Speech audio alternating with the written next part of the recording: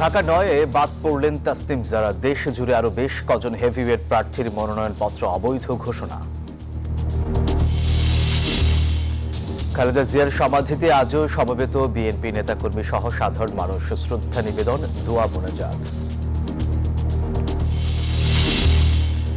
নতুন শিক্ষাবর্ষ শুরু হলেও এখনো ছাপা বাকি মাধ্যমিকের 10 কোটি বই। সিন্ডিকেট বাণিজ্যকে দোষেন সংশ্লিষ্টরা। যথাসময়ে কার্যাদেশ দিতে পারে নাই, মন্ত্রণালয় থেকে যেভাবে সিদ্ধান্ত দ্রুত আসা উচিত সেটা আসে নাই। দ্বিতীয়ত হলো ক্যাপাসিটির বাইরে অতিরিক্ত যারা কাজ নিয়েছে তারা দিতে ব্যর্থ।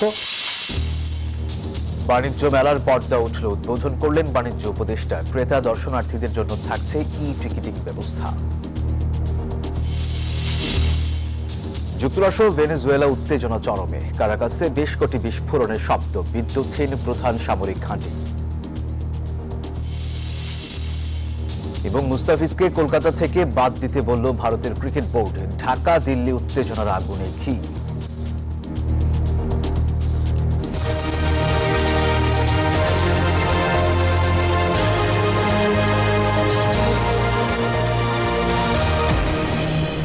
স্বাগত নিউজ 24 সংবাদে। আপনাদের সাথে আছি আমি সোহাগ বক্স। দেখছিলেন বিআরবি কেবল সংবাদ শিরোনাম। এবার বিস্তারিত। ঢাকা ৯ আসনের স্বতন্ত্র প্রার্থী তাসনিম জারার মনোনয়নপত্র বাতিল করেছেন ঢাকা জেলা প্রশাসক ও রিটার্নিং কর্মকর্তা। তাকে সমর্থন জানিয়ে সই করা ভোটারদের তথ্য যাচাই বাছাইয়ে গড়মিল পাওয়ায় শনিবার এই ঘোষণার কথা জানানো হয়। তাৎক্ষণিক প্রতিক্রিয়ায় নির্বাচন কমিশনে আপিল করবেন বলে জানিয়েছেন তাসনিম জারা। এদিকে ঢাকা 11 আসনে এনসিপির আহ্বায়ক নাহিদ ইসলাম ও বিএনপির প্রার্থী এম এ কাইয়ুমের মনোনয়ন বৈধ ঘোষণা করা হয়েছে। বৈধতা পেয়েছে ঢাকা 6 থেকে বিএনপির ইশরাক হোসেন, জামায়াতের আব্দুল মান্নান এবং ঢাকা 8 আসন থেকে এনসিপির নাসির উদ্দিন পাটোয়ারির মনোনয়নপত্র। ঢাকা 13 আসনে বিএনপির প্রার্থী ববি হাজ্জাজ ও খেলাফত মজলিসের মামুনুল হকের মনোনয়নপত্র বৈধ ঘোষণা করেছেন রিটার্নিং কর্মকর্তা। আমি ঢাকা 9-এর স্বতন্ত্র প্রার্থী হিসেবে যে মনোনয়ন আবেদনপত্র দিয়েছিলাম সেটা আপাতত গৃহীত হয়নি, কিন্তু আমরা আপিল করব। আপিল করার প্রক্রিয়া আমরা ইতিমধ্যেই শুরু করেছি। আমাদের জাতীয় নাগরিক পার্টির শাপলাকলি প্রতীকে নাসির উদ্দিন পাটোয়ারি ঢাকা 8-এর জন্য যে মনোনয়ন দাখিল করেছিলেন তা অ্যাকসেপ্ট হয়েছে। আমরা আল্লাহর দরবারে শুকরিয়া আদায় করি যে আমরা গণতান্ত্রিক পথে উত্তরণ করতে যাচ্ছি। আমার বাংলাদেশ পার্টি মনোনীত প্রার্থী ঢাকা 10 থেকে আমাদের মনোনয়ন আজকে বৈধ ঘোষণা করা হয়েছে। আলহামদুলিল্লাহ। আমারটা গ্রহণ করেছে এবং অন্য 9 জনটা গ্রহণ করেছে। স্বচ্ছভাবে হয়েছে আমার কাছে মনে হয়েছে, এবং কেন হয়নি, কি কারণে হয়নি যাদেরটা তার ব্যাখ্যাও করেছে, যার ফলে আমার কাছে বেশ ট্রান্সপারেন্ট মনে হয়েছে। আজকে যাচাই বাছাই ছিল ঢাকা 11 আসনের, আর যাচাই বাছাই আনতে আমার নমিনেশন বৈধ হিসেবে ঘোষিত হয়েছে। বগুড়া 6 আসনে বিএনপির ভারপ্রাপ্ত চেয়ারম্যান তারেক রহমান সহ 5 জনের মনোনয়নপত্র বৈধ করা হয়েছে। এদিকে বাতিল হয়েছে বেশ কজন হেভিওয়েট প্রার্থীর মনোনয়নপত্র। শনিবার সকালে তারেক রহমানের মনোনয়ন বৈধ ঘোষণা করা হয়। এদিকে ঠাকুরগাঁও 1 আসনে বিএনপি মহাসচিব মির্জা ফখরুল ইসলাম আলমগীরের মনোনয়ন বৈধতা পেয়েছে। রাজশাহী 1 আসনের জামায়াত, বিএনপি এবং এবি পার্টির প্রার্থীর মনোনয়ন বৈধ ঘোষণা করা হয়েছে। বাতিল হয়েছে 3 জনের নমিনেশন।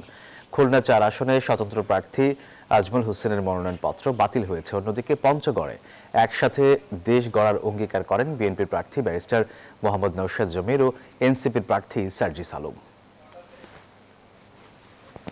গণপ্রতিনিধিত্ব আদেশ 1972-এর অনুচ্ছেদ 14 বিধান অনুসারে 41 বগুড়া 6 বগুড়া সদর সংসদীয় আসনে মনোনয়নপত্র দাখিলকারী জনাব তারেক রহমান এর মনোনয়নপত্রটি পরীক্ষা করলাম।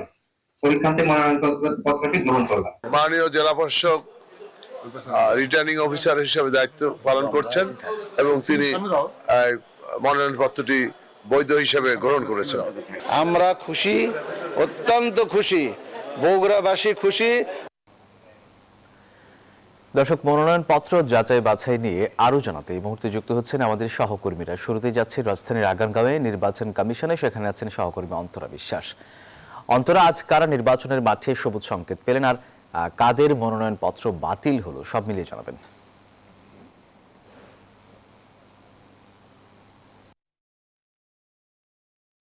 ঢাকার যে 20টি আসন রয়েছে সেই 20টি আসনেরই আজকেই কিন্তু মনোনয়নপত্র যাচাই বাছাইয়ের যে কাজ সেটি শেষ করা হবে বলে আমরা জেনেছি এবং এরই মধ্যে বেশ কয়েকটি আসনের বৈধতার বিষয়ে আমরা জানতে পেরেছি। তার মধ্যে একটি হচ্ছে ঢাকা 15 আসন। এখানে রয়েছেন হেভিওয়েট প্রার্থী জামায়াতে ইসলামের আমির শফিকুর রহমান। ডক্টর শফিকুর রহমান তিনি আসলে প্রতিদ্বন্দ্বিতা করবেন মূলত বিএনপির সঙ্গে এবং বিএনপির যে প্রার্থী এখানে রয়েছেন তিনি হচ্ছেন শফিকুল ইসলাম খান মিল্টন এবং এই দুজনের মধ্যে আসলে ঢাকা 15 আসনে যে প্রতিদ্বন্দ্বিতা সেটি হবে, কারণ এই দুটি আসনের এই দুইজনের বৈধতাই আসলে দিয়েছে রিটার্নিং কর্মকর্তা। এছাড়াও ঢাকা 13 আসনে ববি হাজ্জাজকে মনোনীত করা হয়েছে। শুরুতে যেটি বলা হয়েছিল তার দ্বৈত নাগরিকত্বের কারণে যেটি আসলে বলা হচ্ছিল যে তিনি কাগজপত্র যদি সঠিকভাবে দেখাতে পারেন তাহলে আসলে তাকে মনোনয়ন দেওয়া হবে, তার বৈধতা আসলে ঘোষণা করা হবে। পরে থেকে বেলা 2টা পর্যন্ত সময় দেওয়া হলেও মোটামুটি 12টার দিকেই আসলে তিনি চলে আসেন, এরপর তাকে বৈধ বলে ঘোষণা করা হয়। তার সঙ্গে প্রতিদ্বন্দ্বিতা করবেন মাওলানা মোহাম্মদ মামুনুল হক, তিনি খেলাফত মজলিসের হয়ে আসলে লড়বেন। তবে এটি আসলে জামায়াতের জোট, যে 12টি দল জামায়াতের ইসলামীর সঙ্গে জোটবদ্ধ হয়েছে, জামায়াত ইসলামীর সহ যে 12টি দল জোটবদ্ধ হয়েছে সেই দলের পক্ষ থেকে আসলে তিনি লড়ছেন। এছাড়াও আপনি জানেন যে এরই মধ্যে আমরা জানি যে ঢাকা 9 আসনের তাসনিম যারা তার যে মনোনয়ন সেটি আসলে বাতিল হয়েছে। তো তার দেখা গেছে দৈব চয়ন ভিত্তিতে যে 10 জনকে আসলে তুলে ধরা হয় যে তারা আসলে সেখানকার ভোটার কিনা এবং তাসনিম যারার পক্ষে তারা সাইন করেছেন কিনা। তো সেখানে দেখা গেছে 8 জনের সঠিক পাওয়া গেলেও 2 জনের সঠিক পাওয়া যায়নি, যে কারণে আসলে তার প্রার্থিতা বাতিল হয়েছে। তো তারা চাইলে এখন আপিল করতে পারবেন। আপিলের একটি সময়সীমা রয়েছে 9 ডিসেম্বর পর্যন্ত এবং তাদেরকে নির্বাচন কমিশনে সচিব বরাবর আবেদন করতে হবে। এই ছিল আমার কাছে এখান থেকে সর্বশেষ খবর। এবার কর্মকর্তার অফিসে আরিফ।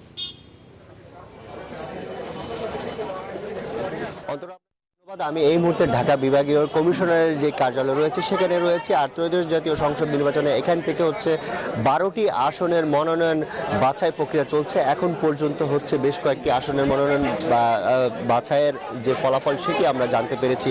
আমরা ধারাবাহিকভাবে কয়েকটি আসনের যে কয়েকটি আমরা জানতে পেরেছি সেগুলো একটু আপনাদের জানাতে চাই। সেটি হচ্ছে যে এখান থেকে মূলত তাসনিম যারা স্বতন্ত্র প্রার্থী তার মনোনয়নটি বাতিল করা হয়েছে। 2 জন ভোটারের তথ্য ভুল থাকায় হচ্ছে তার মনোনয়নটি বাতিল করা হয়েছে, এখন পর্যন্ত কিন্তু এটি বলা হয়েছে। একই সাথে হচ্ছে তিনি ঢাকা 9 থেকে হচ্ছে স্বতন্ত্র প্রার্থী হিসেবে মনোনয়নপত্র দাখিল করেছিলেন। ঢাকা 11 আসনে এনসিপির আহ্বায়ক নাহিদ ইসলামের মনোনয়নপত্র বৈধ ঘোষণা করা হয়েছে। এছাড়া হচ্ছে বৈধ ঘোষণা করা হয়েছে ঢাকা 8 আসনের এনসিপি প্রার্থী নাসিরউদ্দিন পাটোয়ারির মনোনয়নপত্র। একই সাথে হচ্ছে মির্জা আব্বাস তার মনোনয়নপত্র বৈধ ঘোষণা করা হয়েছে। একই সাথে হচ্ছে এখান থেকে মূলত যে প্রার্থীরা রয়েছে আর বিশেষ করে এখানে যে কয়েকটি আসনে হচ্ছে মনোনয়ন বাছাই করা হচ্ছে আসনগুলো একটু জানাতে চাই। সেটি হচ্ছে ঢাকা 4, ঢাকা 5, ঢাকা 6, 7, 8, 9, 10, 11, 12, 14, 16, 18 এই কয়েকটি আসনের হচ্ছে মনোনয়ন বাছাই প্রক্রিয়া চলছে আর এখনও এই প্রক্রিয়া চলমান রয়েছে। তবে এখানকার যারা প্রার্থীরা আসছেন তারা বলছেন যে আগামীর যে নির্বাচন সেটি একটি অংশগ্রহণমূলক নির্বাচন হবে এবং হচ্ছে আবার কেউ আবার হতাশা প্রকাশ করছেন যে বেশ কয়েকজন প্রার্থীর মনোনয়ন বাতিল করা হয়েছে। আবার তারা অভিযোগ করছেন যে তুচ্ছ কিছু কারণে হচ্ছে তাদের মনোনয়নপত্র বাতিল করা হয়েছে, এমনটা কিন্তু তারা বলছেন। তবে তারা যাদের মনোনয়ন বৈধ ঘোষণা করা হয়েছে তারা প্রত্যাশা করছেন আগামী যে ত্রয়োদশ জাতীয় সংসদ নির্বাচন সেটি অবাধ, সুষ্ঠু এবং নিরপেক্ষ অংশগ্রহণমূলক হবে। এই ছিল ঢাকা বিভাগীয় কার্যালয় থেকে আমার কাছে সবশেষ। আমাদের আরেক সহকর্মী আছে শাহ আলী জয়, আপনি জানাবেন সেখানকার বাছাইয়ের সবশেষ প্রক্রিয়া।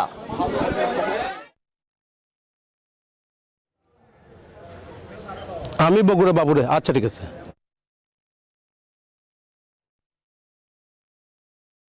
আরিফ, আপনাকে আপনি যেমনটা দেখিয়েছেন তেমনিভাবে চট্টগ্রামেও আজকে দ্বিতীয় হ্যালো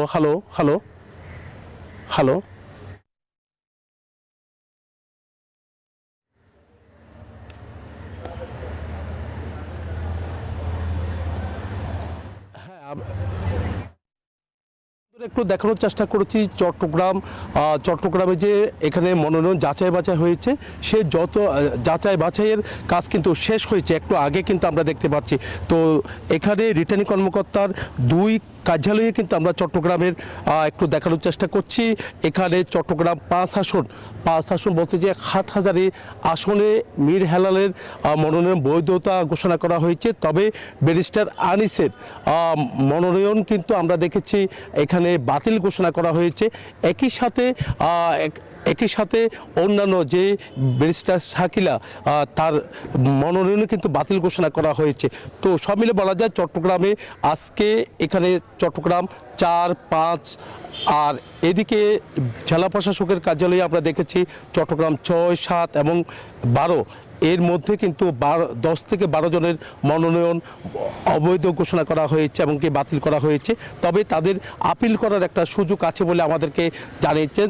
5 তারিখ থেকে আপিল করার সুযোগ রয়েছে। যারা প্রার্থিতা অবৈধ ঘোষণা করা হয়েছে, বাতিল করা হয়েছে, তারা কিন্তু এখানে তারা চাইলে তাদের প্রার্থিতা আবার বৈধতা করার জন্য তারা চ্যালেঞ্জ করতে পারে উচ্চ আদালতে। সেই কথা কিন্তু তারা রিটার্নিং কর্মকর্তা যারা আছে তারা জানিয়েছেন। তবে এখানে একটা হট্টগোল লেগেছিল। আমরা বিভাগীয় কমিশনার কার্যালয়ের সামনে দুপুর 12টার দিকে ব্যারিস্টার আনিসের জাফার প্রার্থী ব্যারিস্টার যে আনিসুর রহমান মাহমুদের প্রার্থিতা বাতিলের জন্য কিন্তু এখানে ছাত্র জনতা তারা বিক্ষোভ শুরু করেছিল। বিক্ষোভ করে আমরা দেখেছি এখানে তাদের বিক্ষোভ তার প্রার্থিতা বাতিলের জন্য। তবে পরবর্তীতে কিন্তু আমরা দেখেছি তার প্রার্থিতা বাতিল করা হয়েছে। এরপর কিন্তু তারা এই জায়গা থেকে তারা সরেছেন। এই ছিল আমার এখানকার সর্বশেষ। ফিরে যাচ্ছে আমার সহকর্মী, অপেক্ষা করছেন বগুড়া বাবুর কাছে।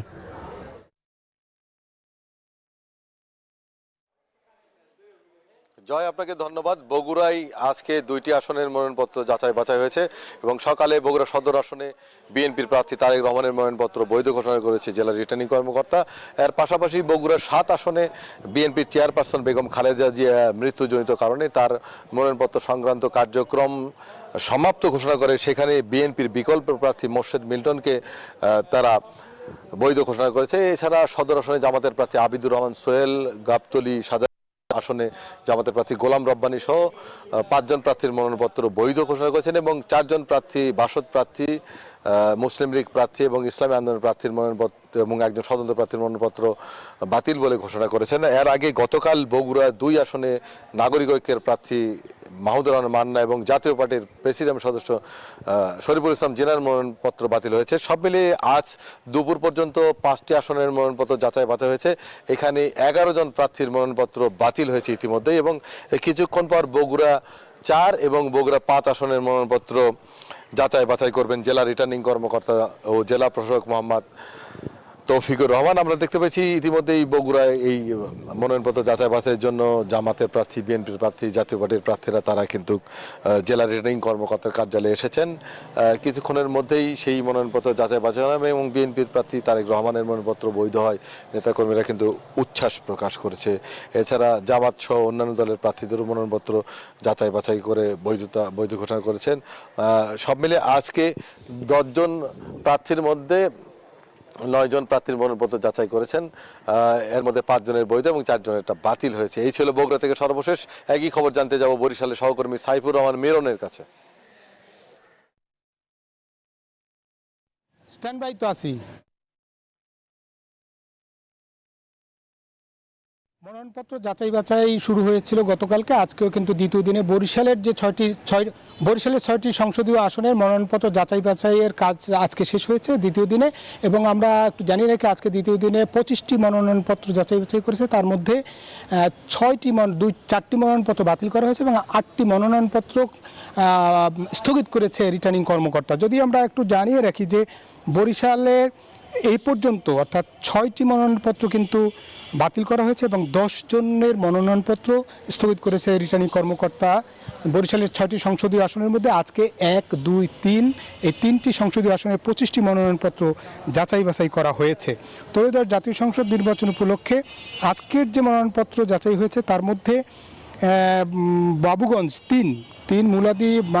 মুলাদি 3 আসনের নয় জনের প্রার্থীর মধ্যে জাতীয় পার্টির 2টি এবং স্বতন্ত্র 1টি মনোনয়নপত্র বাতিল করা হয়েছে। এছাড়া এই আসনে 2টি মনোনয়নপত্র স্থগিত করা হয়েছে। এছাড়া বরিশাল 2 আসনে জাসদ প্রার্থীর মনোনয়নপত্র বাতিল করা হয়েছে।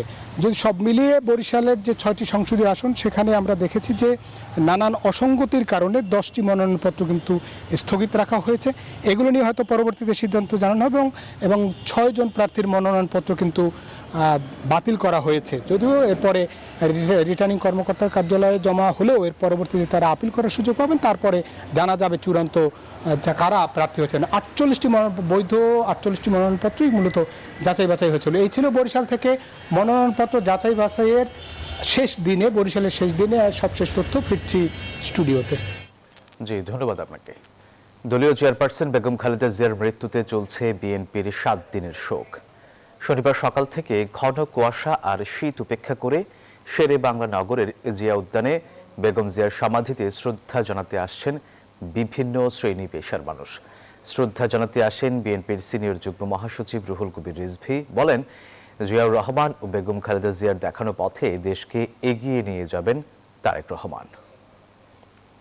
বেগম খালেদা জিয়া যে আদর্শ, যে নৈতিকতা, যে অঙ্গীকার জনগণের কাছে দিয়েছিলেন, তার যে রেখে যাওয়া আদর্শ, সেই আদর্শ এত উঁচু মাত্রার নৈতিক বৈশিষ্ট্য ধারণ করে।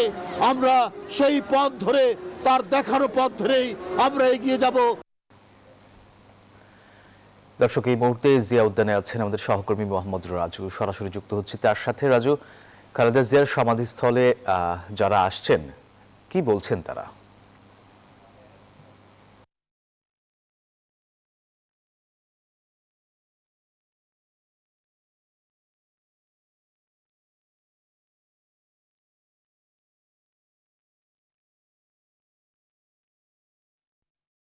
আপনারা জানেন যে আমি আছি সকাল থেকেই রাজধানীর জিয়া উদ্যানে বেগম খালেদা জিয়ার সমাধির যে জায়গাটি, সেই জায়গাটিতে আছি। আপনারা বারবারই জানাচ্ছিলাম যে সকাল থেকে আসলে এখানে বিভিন্ন অঞ্চলের নেতা কর্মীরা ভিড় করছেন। আপনারা দেখতে পাচ্ছেন আমার পিছনে যে বিশাল জনসমুদ্র, এই জনসমুদ্রটি আসলে বেগম জিয়াকে শ্রদ্ধা জানাতেই এখানে সমবেত হয়েছে। সকালে যখন আসি তখন আসলে শীতের কনকনে ঠান্ডা এবং ঘন কুয়াশা ভেদ করেও মানুষের যেই পদচারণ আমরা দেখেছি, সেটি শুধুমাত্র বেগম জিয়াকে ভালোবাসার উদ্দেশ্যেই, ভালোবেসে শ্রদ্ধা জানানোর উদ্দেশ্যেই তারা আসলে এখানে সমবেত হয়েছিলেন। আজকে সারাদিন ব্যাপী এখানে নেতাকর্মীরা আসবেন এবং তারা বেগম জিয়ার যে সমাধি, সেই সমাধিতে শ্রদ্ধা নিবেদন করতে থাকবেন। আপনারা জানেন যে বিএনপি যে 7 দিনের শোক দিবসের ঘোষণা ছিল, সেই 7 দিনের আজকে 4র্থ দিন চলছে। 4র্থ দিনে আসলে জিয়া উদ্যানের এই সমাধিস্থলটি জনসাধারণের জন্য উন্মুক্ত করে দেওয়া হয়েছে। সে কারণে আসলে এখানে আজকে সর্বস্তরের জনগণ এখানে শ্রদ্ধা নিবেদন করতে আসছেন। আমরা সকাল থেকে দেখেছি এখানে শুধু রাজনৈতিক সংগঠন নয়, বিভিন্ন সাধারণ মানুষ তাদের পরিবার পরিজন নিয়ে এই সমাধিস্থলে এসেছেন। তারা শুধুমাত্র বেগম জিয়ার সমাধিস্থল, বেগম জিয়ার কবরটা স্বচক্ষে নিজের চোখে দেখার উদ্দেশ্যেই তারা আসলে এই সমাধিস্থলে বা জিয়া উদ্যানে এখানে সমবেত হয়েছেন। আরও একটি বিষয় জানিয়ে রাখি, সকাল থেকেই কিন্তু এখানে লাগাতার কোরআন খতম চলছে। বিভিন্ন পেশাজীবীরা, বিভিন্ন হুজুররা এখানে এসেছেন, তারা সমাধিস্থলে আসলে কোরআন তেলাওয়াত চালিয়ে যাচ্ছেন।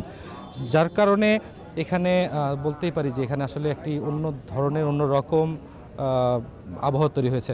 সব কিছু মিলে আমার কাছে আসলে এখন পর্যন্ত এখানেই সর্বশেষ খবর ছিল এতটুকুই। রাজু, আপনাকে ধন্যবাদ। বিএনপির ভারপ্রাপ্ত চেয়ারম্যান তারেক রহমানের একান্ত সচিব হিসেবে সাবেক সচিব ABM আব্দুস সাত্তারকে নিয়োগ দেওয়া হয়েছে। একই সঙ্গে ঢাকা রিপোর্টার্স ইউনিটির সাবেক সাধারণ সম্পাদক সালেহ শিবলিকে প্রেস সচিব হিসেবে নিযুক্ত করা হয়েছে।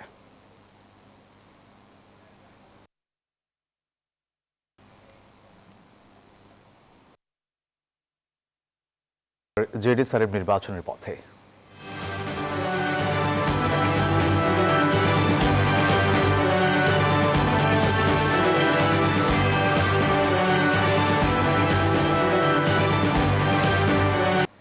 বাংলাদেশ এখন নির্বাচনের পথে, আর ভোটের পর পরিস্থিতি শান্ত হলে এই অঞ্চলে সুসম্পর্ক আরও বাড়বে।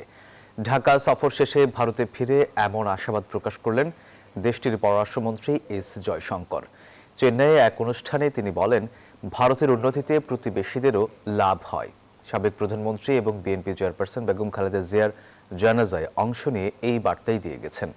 পাশাপাশি নাম উল্লেখ না করে পাকিস্তানকে হুঁশিয়ারি করে জয়শঙ্কর বলেন, খারাপ প্রতিবেশী সন্ত্রাসবাদ চালালে ভারতও আত্মরক্ষায় কঠোর হবে।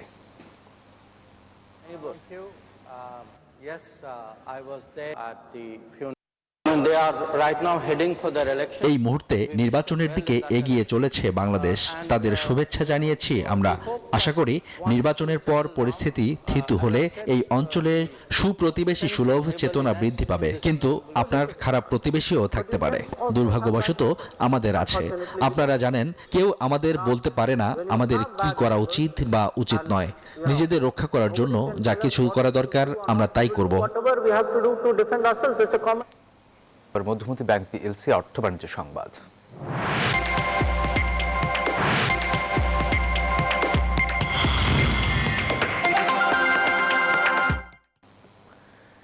ঢাকা আন্তর্জাতিক বাণিজ্য মেলার ৩০তম আয়োজনের উদ্বোধন করলেন বাণিজ্য উপদেষ্টা শেখ বশির উদ্দিন। শনিবার সকালে পূর্বাঞ্চলের বাংলাদেশে চায়না ফ্রেন্ডশিপ এক্সিবিশন সেন্টারে মেলার উদ্বোধন ঘোষণা করেন তিনি। এবারের আয়োজনে অনলাইনে বিভিন্ন ক্যাটাগরির স্টল বা প্যাভিলিয়ন স্পেস বরাদ্দ দেওয়া হয়েছে। মেলায় টিকেটিং এর পাশাপাশি অন স্পট টিকিট কেনার ব্যবস্থা রয়েছে। যাতায়াতের সুবিধার্থে রয়েছে বিআরটিসির বাস। এবারের মেলায় দেশি বিদেশি স্টল রয়েছে ৩২৭টি। এই মেলায় অংশগ্রহণের মাধ্যমে নতুন বাজার সম্পর্কে ধারণা লাভ, আন্তর্জাতিক মান ও প্রযুক্তির সঙ্গে পরিচিতি এবং পণ্য উন্নয়নের সুযোগ পাবেন। আমি আশা করি উদ্যোক্তাদের সক্রিয় অংশগ্রহণ বাণিজ্য মেলাকে সফল করে তুলবে এবং দেশের রপ্তানি প্রবৃদ্ধিতে গুরুত্বপূর্ণ অবদান রাখবে। এবারে খেলার খবর।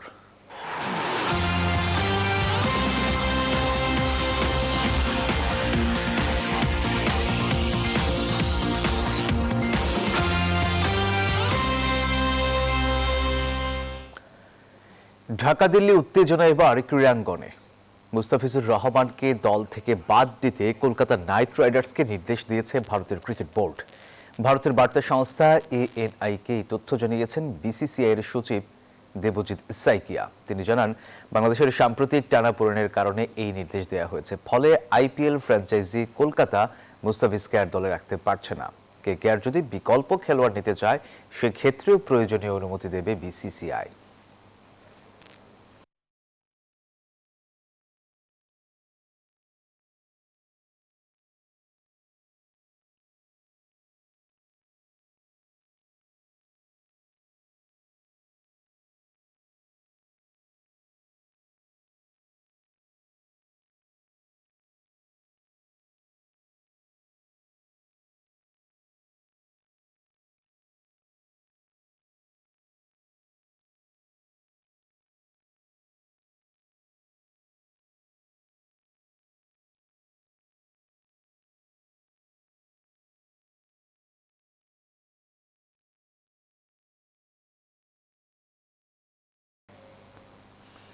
দর্শক, এই ছিল নিউজ 24 সংবাদে। ধন্যবাদ সবাইকে।